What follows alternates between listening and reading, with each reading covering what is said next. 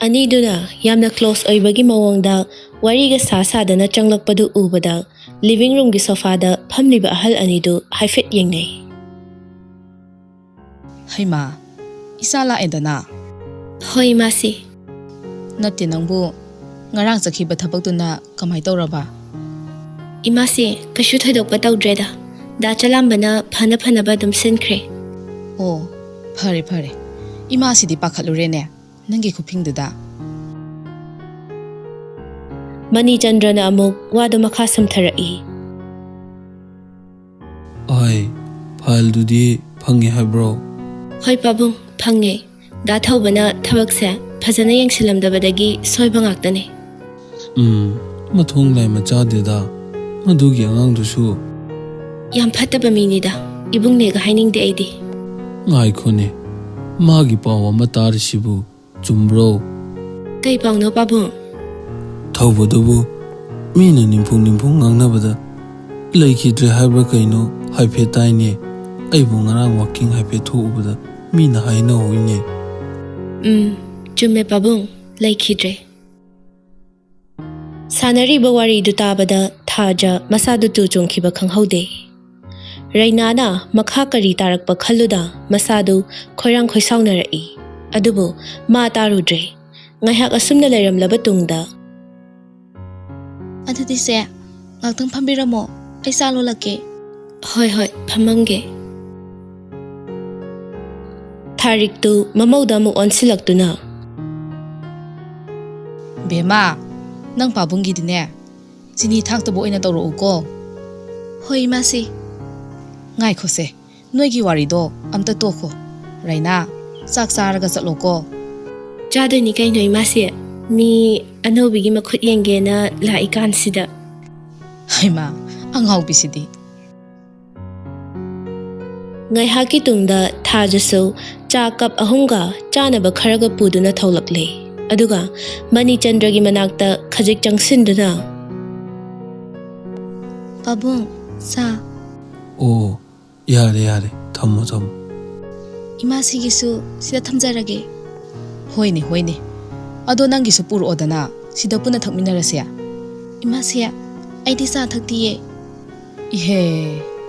Che cha. Is ngasidi inaw makhut yengthokpa taredana. Se sidi.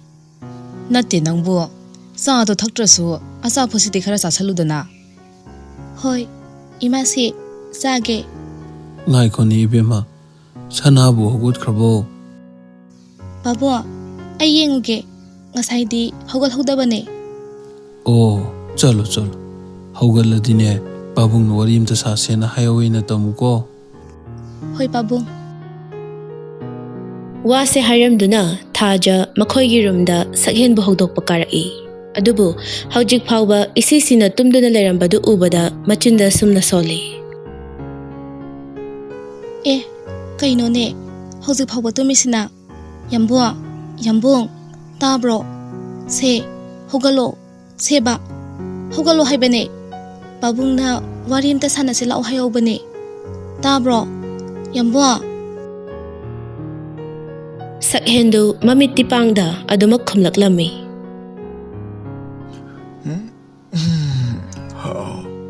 Thengi hogalo. Hairagliba wadu tada blanket tu makok yang no fatching khatuna. Be ai ngak tum gi dorage. Pabung dane ai tum horina nangna khara tam. Thajana blanket tu fat haidoktuna.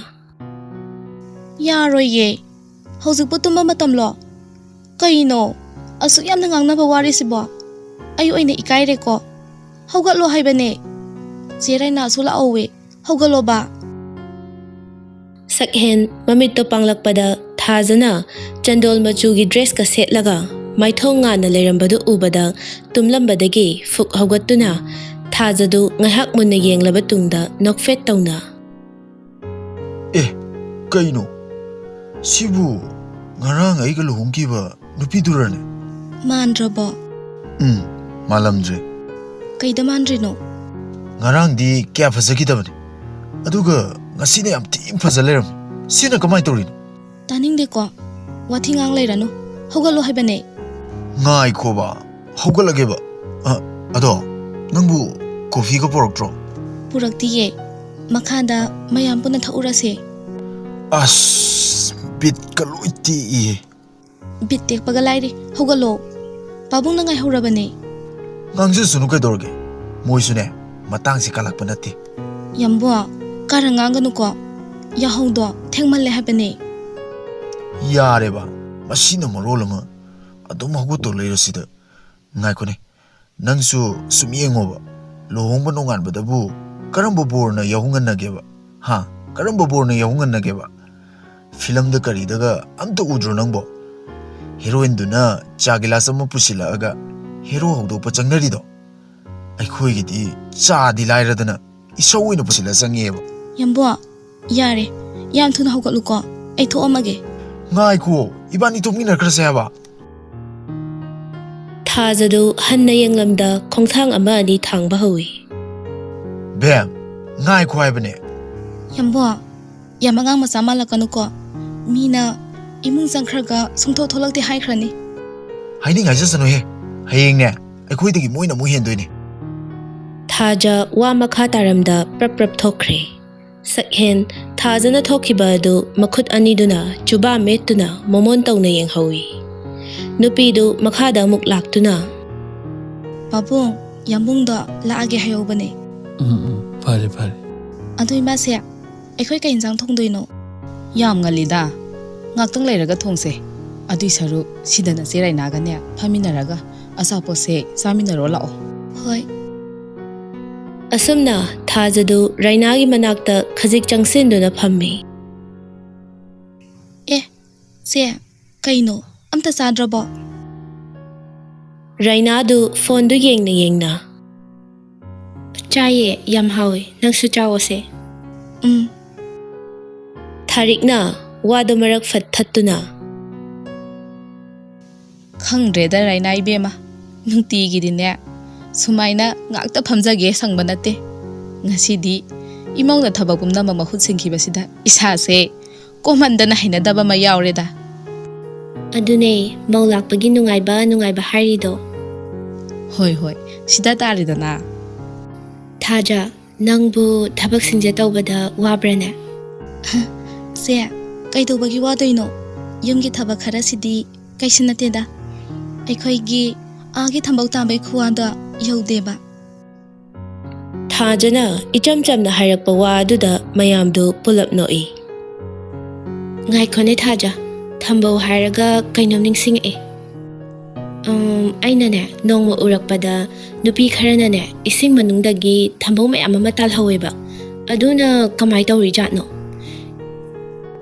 ꯑꯩꯅ ꯍꯥꯏꯗꯤ ꯏꯁꯤꯡꯗꯣ ꯀꯪꯉꯒ ꯇꯥꯟꯕꯅ ꯍꯦꯟꯅ ꯅꯨꯡꯉꯥꯏꯗꯧ ꯃꯥꯜꯂꯦ ꯍꯥꯏꯕ ꯍꯣꯏ ꯏꯁꯤꯡ ꯈꯔ ꯌꯥꯎꯔꯒ ꯇꯥꯟꯕꯅ ꯍꯦꯟꯅ ꯅꯨꯡꯉꯥꯏꯌꯦ ꯆꯦꯅ ꯈꯪꯗꯕꯒꯤꯅꯦ ꯂꯩꯀꯪꯗ ꯇꯥꯟꯕꯗꯤ ꯋꯥꯏ ꯌꯥꯝꯅ ꯁꯥꯡꯅ ꯄꯨꯈꯠꯂꯛꯄꯁꯨ ꯉꯝꯗꯦ ꯏꯁꯤꯡꯗꯗꯤ ꯄꯦꯠꯄꯅꯤꯅ ꯁꯥꯡꯅ ꯆꯤꯡꯈꯠꯂꯛꯄꯗ ꯖꯣꯔꯣ ꯂꯥꯛꯑꯦ ꯑꯗꯨꯅ ꯅꯨꯡꯉꯥꯏꯌꯦ ꯈꯪꯗꯦꯗ ꯈꯟꯖꯤꯜꯂꯨꯔꯗꯤ ꯑꯅꯤꯃꯛ ꯑꯝꯇ ꯅꯨꯡꯉꯥꯏꯇꯦ ꯑꯗꯨꯅꯤ ꯍꯣꯏꯅꯦ ꯑꯗꯨꯕꯨꯗꯤ ꯊꯕꯛ ꯁꯨꯕꯕꯨ ꯀꯗꯥꯏꯗꯒꯤ ꯅꯨꯡꯉꯥꯏꯅꯤꯒꯦ ꯅꯠꯇꯦꯅꯦ ꯅꯪꯕꯨ ꯊꯝꯕꯧꯒ ꯇꯥꯜꯂꯛꯄ꯭ꯔꯣ ꯁꯤꯒꯤ ꯃꯔꯝꯗꯒ ꯌꯥꯝ ꯃꯨꯟꯅ ꯈꯪꯉꯤꯗꯨꯅ ꯇꯥꯜꯂꯛꯑꯦ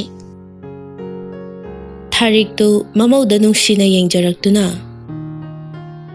ꯑꯗꯨꯅꯤ ꯊꯕꯛ ꯍꯥꯏꯕꯁꯦ ꯂꯩꯔꯨꯔꯤꯕ ꯃꯐꯝ ꯈꯨꯗꯤꯡꯃꯛꯇ ꯇꯧꯕꯗꯣ ꯂꯣꯏꯅ ꯍꯩꯖꯤꯟꯒꯗꯕꯅꯤ ꯇꯟꯖꯥ ꯑꯗꯨꯗ ꯁꯛꯍꯦꯟꯁꯨ ꯁ꯭ꯇꯤꯌꯔꯗꯒꯤ ꯀꯨꯝꯊꯅ ꯔꯩꯅꯥꯕꯨ ꯀꯧꯔꯛꯂꯝꯃꯤ ꯔꯩꯅꯥ ꯅꯪꯗꯤ ꯉꯔꯥꯡ ꯉꯟꯇꯥꯅ ꯆꯠꯈ꯭ꯔ ꯃꯥꯜꯂꯦꯅꯦ ꯑꯩꯈꯣꯏꯅ ꯍꯜꯂꯛꯄꯗ ꯂꯩꯔꯝꯗ꯭ꯔꯦꯕ ꯁꯣꯝꯗ ꯊꯕꯛꯀꯤ ꯀꯣꯜ ꯂꯥꯛꯁꯤꯜꯂꯛꯇꯅ ꯆꯠꯇ ꯌꯥꯗꯗꯅ ꯆꯠꯂꯤꯅꯦ ꯑꯣ ꯁꯛꯍꯦꯟ ꯃꯌꯥꯝꯗꯨꯒꯤ ꯃꯅꯥꯛꯇ ꯂꯥꯛꯇꯨꯅ ꯃꯅꯤꯆꯟꯗ꯭ꯔꯒꯤ ꯅꯥꯀꯟꯗ ꯁꯠ ꯐꯝꯊꯔꯛꯏ ꯃꯅꯤꯆꯟꯗ꯭ꯔꯁꯨ ꯈꯕꯔ ꯑꯗꯨ ꯁꯣꯐꯥ ꯃꯆꯤꯗꯨꯗ ꯊꯝꯈ꯭ꯔꯒ ꯃꯆꯥꯅꯨꯄꯥꯗ ꯑꯣꯟꯁꯤꯜꯂꯛꯇꯨꯅ ꯅꯪꯕꯨ ꯑꯉꯥꯡꯁꯤꯡꯗꯣ ꯐꯣꯟ ꯇꯧꯔꯒ ꯑꯝꯇ ꯍꯧꯗꯣꯛꯎꯗꯅ ꯃꯤꯒꯤ ꯋꯥꯏꯔꯨꯔꯤꯕ ꯄꯣꯠꯆꯩꯁꯤꯡꯁꯦ ꯊꯤꯟꯗꯣꯛꯎꯅꯕ ꯉꯥꯏꯍꯥꯛ ꯂꯩꯔꯗꯤ ꯑꯁꯣꯝꯒꯤ ꯃꯤꯁꯨ ꯂꯥꯛꯀꯦ ꯍꯥꯏꯔꯅꯤ ꯉꯔꯥꯡꯅ ꯑꯗꯨꯝ ꯍꯥꯏꯈ꯭ꯔꯕꯅꯤꯗ ꯊꯥꯖꯗꯨ ꯇꯞꯅ ꯍꯧꯒꯠꯇꯨꯅ ꯁꯛꯍꯦꯟꯒꯤ ꯀꯣꯐꯤꯗꯨ ꯂꯧꯔꯗꯨꯅ ꯑꯃꯨꯛ ꯂꯥꯛꯂꯦ ꯌꯥꯝꯕꯣ ꯀꯣꯐꯤꯁꯦ ꯁꯤꯗ ꯊꯝꯃꯒꯦ ꯊꯝꯃꯣ ꯑꯁꯤ ꯍꯥꯏꯔꯒ ꯊꯥꯖ ꯀꯣꯐꯤ ꯑꯗꯨ ꯇꯦꯕꯜ ꯃꯊꯛꯇꯨꯗ ꯊꯝꯃꯤ ꯃꯅꯤꯆꯟꯗ꯭ꯔꯁꯨ ꯐꯨꯛ ꯍꯧꯒꯠꯇꯨꯅ ꯆꯠꯅ ꯋꯥꯗꯨ ꯃꯈꯥ ꯇꯥꯔꯛꯏ ꯐꯔꯦ ꯐꯔꯦ ꯅꯣꯏꯅ ꯊꯣꯛꯄ ꯇꯧꯔꯣ ꯑꯩꯁꯨ ꯑꯁ꯭ꯋꯥꯏꯐꯥꯎ ꯋꯥꯛꯀꯤꯡ ꯊꯣꯛꯎꯈꯤꯒꯦ ꯔꯥꯏꯅꯥꯅ ꯋꯥꯗꯨ ꯃꯈꯥ ꯇꯥꯔꯛꯂꯝꯃꯤ ꯉꯥꯏꯈꯣꯅꯦ ꯌꯥꯎꯁꯪꯁꯨ ꯀꯨꯏꯔꯝꯃꯔꯣꯏꯅꯦ ꯗꯦꯠ ꯀꯌꯥꯗ ꯑꯣꯏꯖꯥꯠꯅꯣ ꯌꯥꯔꯦ ꯌꯥꯎꯁꯪ ꯀꯥꯏꯅ ꯍꯟꯅꯨꯔꯀꯥꯟꯁꯤꯗ ꯊꯥꯕꯜꯒ ꯆꯣꯡꯅꯤꯡꯉꯤꯕ ꯅꯪꯕꯣ ꯇꯥꯅꯤꯡꯗꯦꯀꯣ ꯕꯤꯠ ꯍꯥꯠꯄ ꯋꯥꯒ ꯍꯥꯏꯔꯛꯀꯅꯨ ꯃꯤ ꯐꯔꯁꯨ ꯐꯠꯇ꯭ꯔꯁꯨ ꯑꯩꯁꯦ ꯂꯩꯁꯥꯕꯤꯅꯤ ꯈꯪꯉꯕꯣ ꯍꯣꯏꯗ ꯂꯩꯁꯥꯕꯤꯅꯤ ꯍꯥꯏꯕꯗꯨꯕꯨꯗꯤ ꯑꯩꯁꯨ ꯈꯪꯉꯤ ꯑꯗꯨꯗ ꯀꯩꯗꯧꯔꯕ ꯑꯗꯨꯗ ꯀꯩꯗꯧꯔꯒꯦꯕ ꯍꯥꯏꯕꯤꯔꯔꯣꯏꯗ ꯍꯣꯔꯦꯟ ꯑꯃꯨꯛ ꯀꯞꯄ ꯆꯠꯈꯤꯗꯅ ꯇꯣꯛꯀꯅꯦꯕ ꯁꯅꯥ ꯇꯥꯅꯤꯡꯗꯦꯀꯣ ꯏꯆꯥ ꯔꯥꯏꯔꯥꯕꯨ ꯀꯌꯥꯝ ꯂꯤꯔꯗꯅ ꯑꯗꯨꯅꯦꯕ ꯃꯥꯅ ꯉꯔꯥꯡꯗ ꯅꯨꯄꯤ ꯊꯤꯔꯒ ꯑꯐꯥꯎꯒ ꯁꯥꯔꯗꯅ ꯋꯥꯁꯦ ꯍꯥꯏꯔꯒ ꯃꯌꯥꯝꯗꯨ ꯄꯨꯂꯞ ꯅꯣꯛꯃꯤꯟꯅꯩ ꯑꯇꯩ ꯂꯥꯏꯔꯤ ꯍꯟꯗꯛꯀꯤ ꯌꯥꯎꯁꯪꯁꯤꯗꯤ ꯏꯃꯥꯁꯤꯁꯨꯅꯦ ꯋꯥꯈꯜ ꯑꯃ ꯀꯟꯅ ꯈꯜꯂꯤꯌꯦ ꯍꯥꯏꯔꯛꯂꯤꯕ ꯋꯥ ꯑꯗꯨ ꯇꯥꯕꯗ ꯁꯛꯍꯦꯟ ꯇꯧꯔꯤꯁꯦ ꯌꯦꯡꯉꯨ ꯍꯥꯏꯒꯨꯝ ꯊꯥꯖꯗ ꯑꯣꯟꯁꯤꯟꯗꯨꯅ ꯃꯉꯛꯇꯨ ꯈꯖꯤꯛ ꯏꯜꯂꯤ ꯏꯃꯥꯁꯤ ꯀꯔꯤ ꯋꯥꯈꯜ ꯈꯜꯂꯤꯅꯣ ꯑꯩꯈꯣꯏꯁꯨ ꯈꯤꯇ ꯈꯪꯖꯒꯦꯗꯅ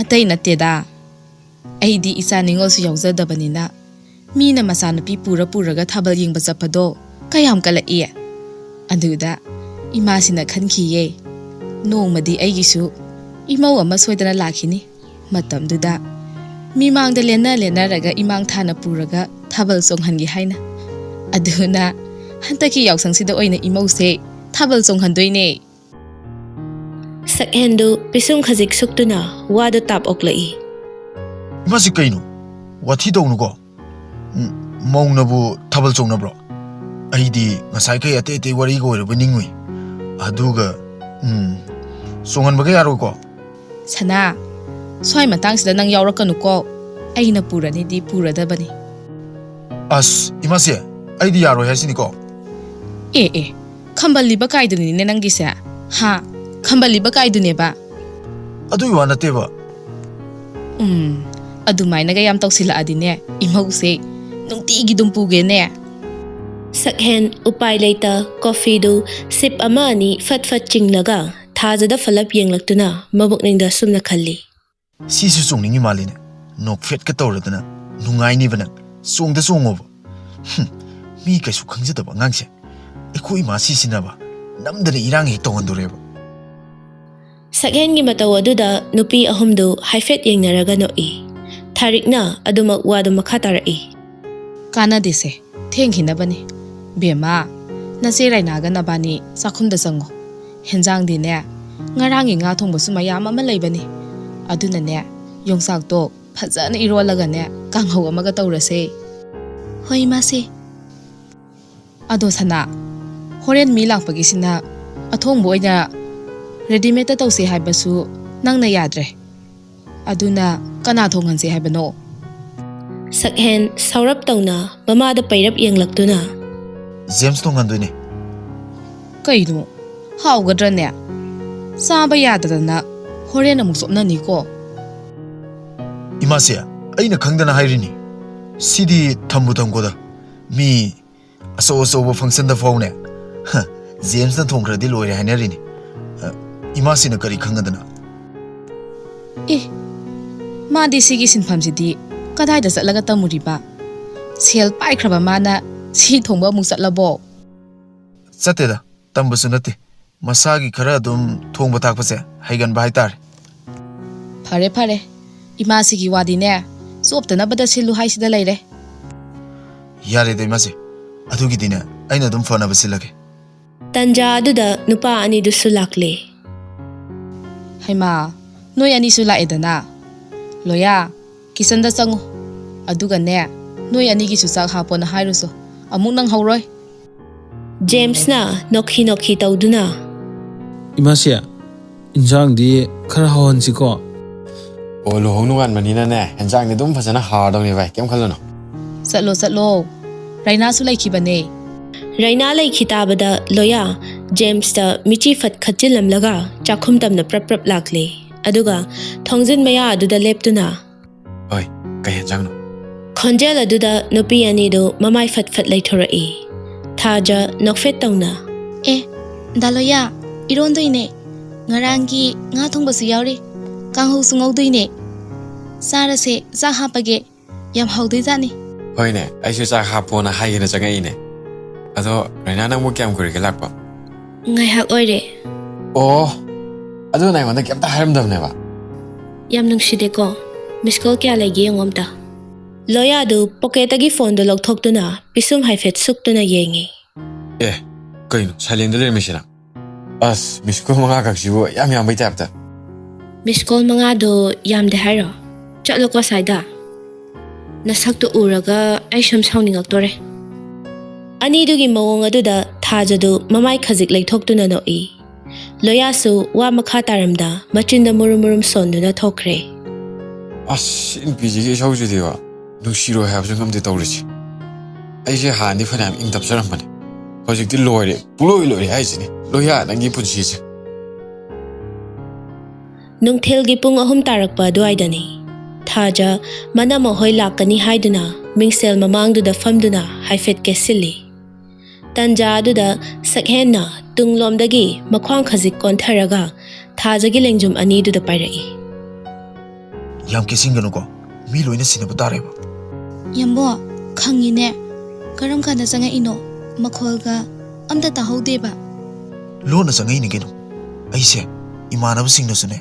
Ngangnabada loihorabani. ꯀꯩꯒꯤ ꯉꯥꯡꯅꯔꯤꯕ ꯃꯣꯏꯗꯤ Adubro imungda ngak laitana sangena.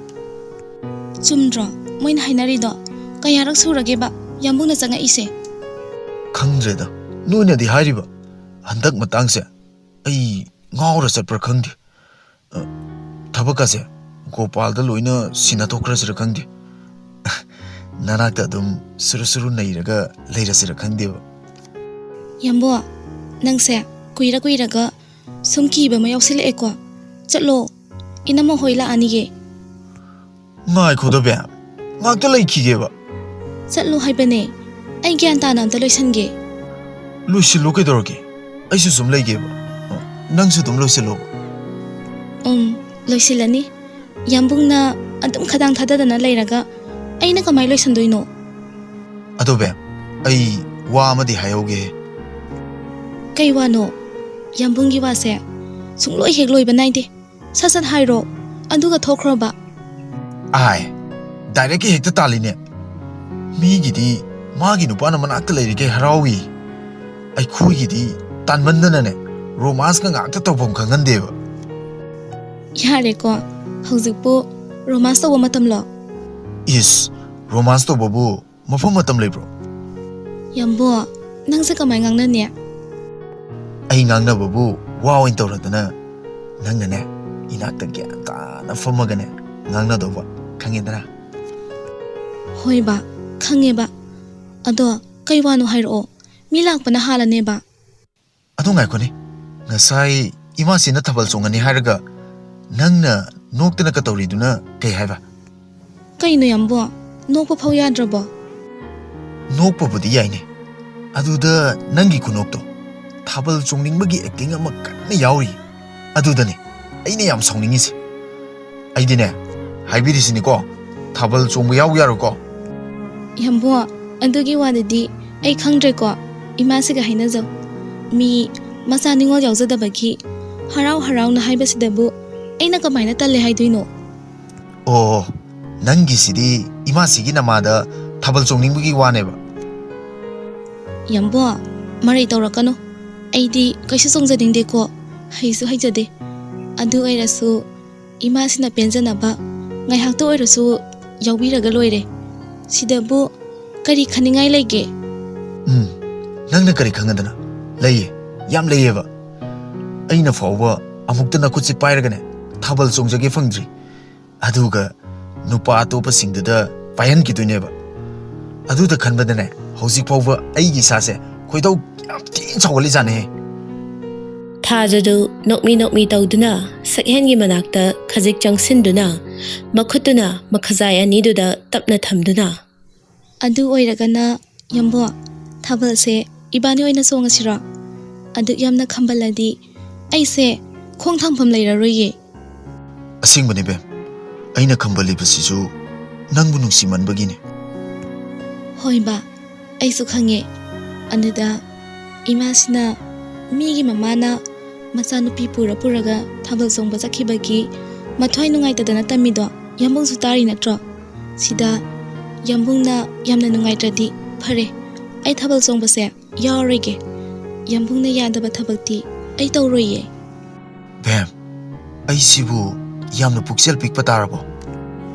ꯇꯥꯗꯦꯗ ꯁꯤꯗꯤ ꯅꯨꯄꯥ ꯅꯨꯄꯤ ꯌꯨꯝꯕꯥꯟꯃꯤꯟꯅꯕꯒꯤ ꯍꯧꯅꯁꯥꯅꯦ ꯍꯣꯏꯁꯦ ꯏꯃꯥꯁꯤꯗ ꯐꯖꯅ ꯍꯥꯏꯔꯒ ꯂꯣꯏꯔꯦ ꯁꯛꯍꯦꯟꯗꯨ ꯉꯥꯏꯍꯥꯛ ꯋꯥꯉꯥꯡꯗ ꯇꯨꯃꯤꯟ ꯂꯩꯔꯕ ꯇꯨꯡꯗ ꯐꯔꯦꯁꯦ ꯏꯃꯥꯁꯤꯗ ꯄꯦꯄꯥ ꯉꯥꯡꯅꯗꯣꯏ ꯁꯔꯨꯛ ꯅꯪ ꯊꯥꯕꯜꯗꯣ ꯉꯥꯏꯍꯥꯛ ꯆꯣꯡꯕ ꯌꯥꯎꯔꯣꯕ ꯑꯗꯨꯒꯅꯦ ꯅꯨꯄꯥ ꯄꯥꯏꯍꯟꯕꯗꯤ ꯌꯥꯔꯣꯏꯀꯣ ꯑꯦ ꯃꯤꯅ ꯁꯝꯃꯛꯑꯒ ꯑꯩꯅ ꯑꯉꯥꯡ ꯃꯆꯥꯗꯧꯅ ꯀꯣꯏꯆꯦꯟ ꯇꯥꯔꯦꯅꯦ ꯆꯦꯟꯗꯧꯅꯤ ꯀꯩꯅꯣ ꯑꯗꯨꯒ ꯅꯨꯄꯤ ꯃꯅꯥꯛꯇ ꯑꯗꯨꯝ ꯌꯥꯎꯒꯗꯕ ꯑꯁ ꯑꯗꯨꯁꯨ ꯌꯥꯔꯣꯏꯅꯦ ꯇꯥꯅ ꯑꯗꯨꯝ ꯄꯥꯏꯔꯛꯀꯅꯤꯕ ꯈꯪꯗ꯭ꯔꯦꯗ ꯑꯩꯈꯣꯏ ꯃꯥꯁꯤꯁꯤꯅꯕ ꯀꯥꯟꯅꯗꯕꯗ ꯀꯣꯛ ꯁꯥꯟꯅꯕ ꯊꯕꯛꯁꯦ ꯍꯦꯛ ꯇꯧꯔꯗꯅꯕ ꯍꯥꯏꯅꯔꯤꯉꯩ ꯑꯗꯨꯗ ꯊꯥꯔꯤꯛꯅ ꯃꯈꯥꯗꯒꯤ ꯀꯧꯔꯛꯂꯝꯃꯤ ꯕꯦꯃꯥ ꯕꯦꯃꯧ ꯏꯃꯥꯁꯦ ꯇꯥꯔꯦ ꯅꯠꯇꯦ ꯅꯪꯕꯨ ꯂꯣꯏꯁꯤꯜꯂꯕꯣ ꯍꯣꯏ ꯂꯣꯏꯁꯤꯟꯒꯦ ꯇꯧꯔꯤꯌꯦ ꯐꯔꯦ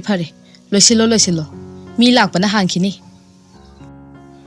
ꯍꯣꯏ ꯏꯃꯥꯁꯦ ꯌꯥꯝꯕꯣ ꯆꯠꯂꯣ ꯍꯣꯔꯦꯟ ꯃꯤ ꯆꯪꯉꯛꯄꯅ ꯍꯥꯜꯂꯗꯤ ꯃꯄꯥꯟꯗ ꯊꯣꯛꯄ ꯏꯀꯥꯏꯅꯤꯗ ꯌꯥꯔꯦ ꯌꯥꯝ ꯂꯩꯍꯟꯅꯤꯡꯗ꯭ꯔ ꯃꯥꯜꯂꯦ ꯆꯠꯆꯍꯧꯔꯒꯦ ꯋꯥꯁꯦ ꯍꯥꯏꯔꯝꯂꯒ ꯁꯛꯍꯦꯟꯁꯨ ꯊꯣꯛꯈ꯭ꯔꯦ ꯊꯥꯖ ꯃꯥꯒꯤ ꯌꯥꯝꯕꯨꯡꯅ ꯊꯣꯛꯈꯤꯕ ꯑꯗꯨ ꯌꯦꯡꯗꯨꯅ ꯅꯣꯛꯐꯦꯠ ꯇꯧꯅ ꯂꯩꯍꯧꯏ ꯇꯟꯖꯥ ꯑꯗꯨꯗ ꯃꯅꯝꯃꯍꯣꯏꯁꯨ ꯌꯧꯁꯤꯜꯂꯛꯂꯦ ꯊꯥꯔꯤꯛꯁꯨ ꯃꯄꯥꯜꯗ ꯊꯣꯛꯂꯛꯇꯨꯅ ꯃꯌꯥꯝꯁꯨ ꯌꯧꯕꯤꯔꯛꯑꯦꯗꯅ ꯍꯣꯏꯅꯦ ꯈꯔ ꯉꯟꯅ ꯌꯧꯔꯛꯀꯗꯕꯗꯣ ꯒꯥꯔꯤꯒꯤ ꯕꯦꯔꯥ ꯇꯧꯅꯗꯅ ꯈꯔ ꯊꯦꯡꯗꯣꯛꯈ꯭ꯔꯦ ꯌꯥꯏꯗ ꯀꯩꯁꯨ ꯌꯥꯝꯅ ꯊꯦꯡꯕ ꯅꯠꯇ꯭ꯔꯦꯗ